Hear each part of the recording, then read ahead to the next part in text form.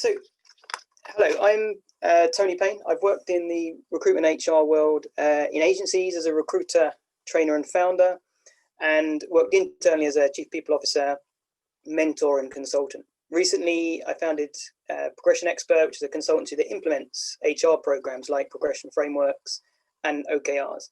And I'm also the host of the Job Seekers Meetup. This is a webinar that provides free help and support to job seekers, making their job hunting and interviewing efforts more effective during the COVID-19 period.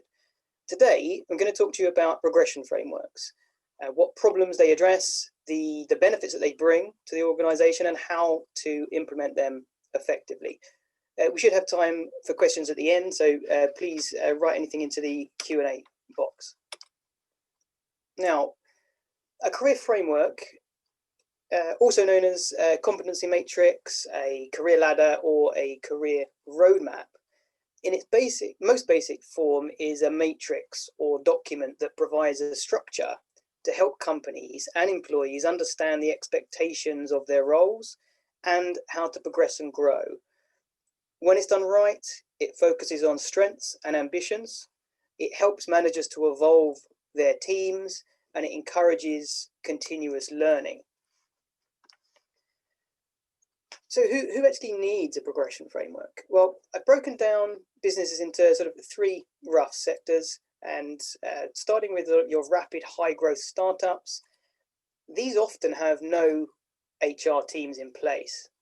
A startup survival is dependent upon its ability to adapt and learn quickly in a market, yet rarely is learning and development on their agenda in the early days. So a progression framework here could provide a structure for growth and improvement, and without it, you reach the next stage, the scale-up stage, with potentially inexperienced managers, for one thing.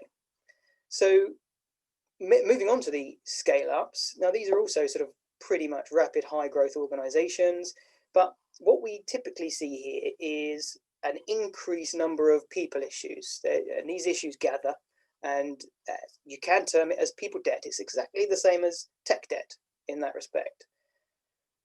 You'd see that promotion and salary decisions are made on line managers' discretion. And remember that many of these managers have most recently been promoted or might not have had any experience in managing or supporting people. And so their discretion is maybe not quite right for everybody. So a framework here gives employees a view of the future, a pathway to reach it, and importantly, confidence in a maturing company, which shouldn't be overlooked, because as this confidence will give an organization actually more time, more breathing space before employees decide to leave through their dissatisfaction. And then we move on to a more mature organization. So as size increases, communication can become harder. Jobs often become repetitive and boring.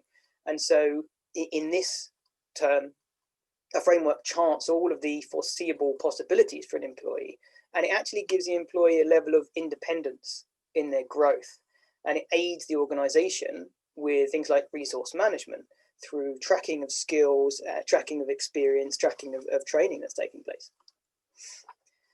So let's look at the signs of when a progression framework can help.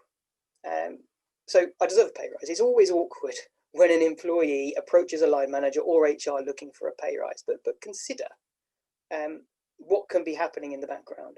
So some employees may not have received a pay rise or a performance review in years. And if that's the case, their salary will have drifted well below the market rate. They may well deserve one, but no one's been monitoring the situation, and now it's way overdue. Bearing in mind, it will also be way overdue for their colleagues as well.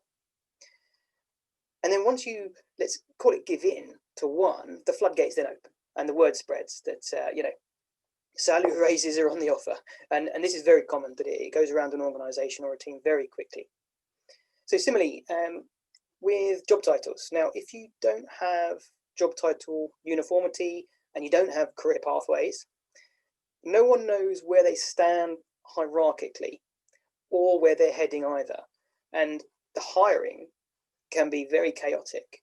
So you have a multitude of people's perspectives, you have different line managers' preferences regarding newcomers' job titles, what they should be, also what their responsibilities should be. And that doesn't carry across all departments, of course. Now, one specific example to draw on is that working with a tech company previously, they decided to provide all new incoming hires at an individual contributor level with the title of manager, marketing manager, for instance.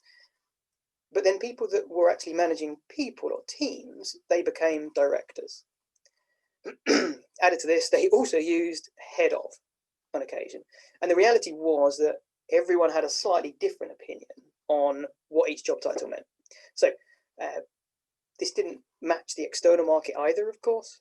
And added to this, they tended to let newcomers choose their title if it would help them make a decision to join them. So it was naturally a bit of a mess overall. It was unfair on a lot of the individuals that had been with the company for some time because they started before this policy came in. And so it's a whole mishmash of job titles, and that needed to be fixed. Now, in terms of managers' competencies again, most managers have a notional idea of career progression, but this gets very hard with the introduction of new jobs into their teams. And for instance, who knows what the development of a data scientist is going to look like? Do they become a director? Who knows? So managers tend to use powers of discretion, but they treat people differently. You have favoritism, you have prejudice, you have nepotism. There's a whole list of biases, and they can be conscious or unconscious, but they really affect decisions and they really affect people's motivation, of course. And often you'll have managers that feel pressured into recommending a pay rise, for instance, because they don't want somebody to leave. And of course, once this happens, the whole team knows about it, and then everyone wants a pay rise or they will leave. So the headline of progression frameworks is that they manage pay rises, promotions, and personal growth, but they actually play a more intrinsic part in each employee's work life. In terms of employee engagement, it's important and comforting for employees and new hires to know what they can expect.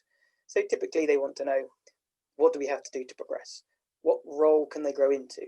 What are the steps to get there? One quote that we look at, a Mercer study, and it says that thriving organizations often have clear career paths for employee career growth. The employees feel engaged, empowered, and energized. They feel confident about the future, enthusiastic about their job, and their desire to stay with the organization. That's what everybody wants, right? So that's what we're looking for, and that's what a career progression framework can really help with.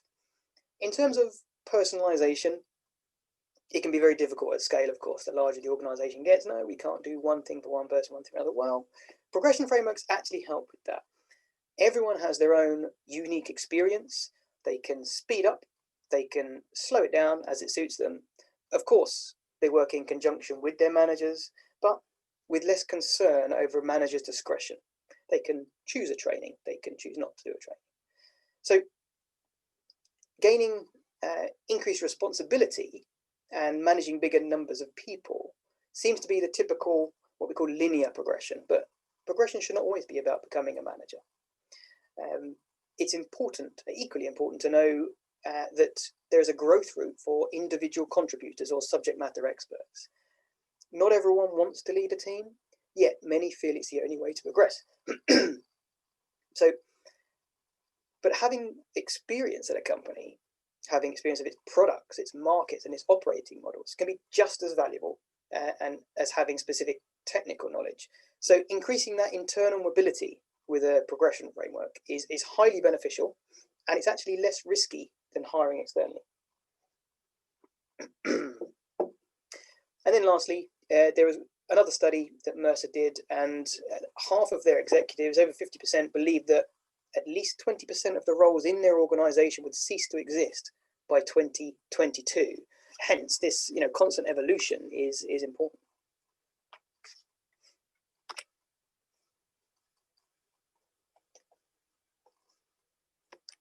There we go. So we have some obvious benefits. These are very clear to see. Having a framework and a process, provides great individual and team data, and that can really be worked on in a number of ways. The process can also be at least semi-automated. There are tools available that manage the whole process or part of it. And having a close alignment of personal and business objectives is actually a big success factor to a progression framework. Career road mapping encompasses every role in the organization, in theory, from top to bottom, linear and non-linear. So by simplifying internal mobility, by providing all the opportunities, providing the pathways, really helps with that resource management for a larger company as well. The obvious hiring benefit is of decreased attrition. You just have less people leaving because they know what they can do. We'll come to this later, but about 30% of leavers actually indicate that lack of progression is their main reason for leaving. But you can also, you define the roles, you define career paths, and you provide a structure and confidence in the companies. Additionally, if we can boost the level of internal training, then perhaps we can ease the burden of hiring in some technical areas as well, by allowing staff to go and learn that and then bring that to their team. And it would also be great to be on an EVP, a really good thought out progression framework. However, there are some less obvious but equally impressive benefits. And here is what I actually saw in the last implementation that I completed. So we had a really big employee engagement boost, an increase of 35%. This was measured by Peakon across 3 months. We had 11% of staff that were absolutely thrilled to get an immediate salary increase when the framework highlighted a role and salary misalignment.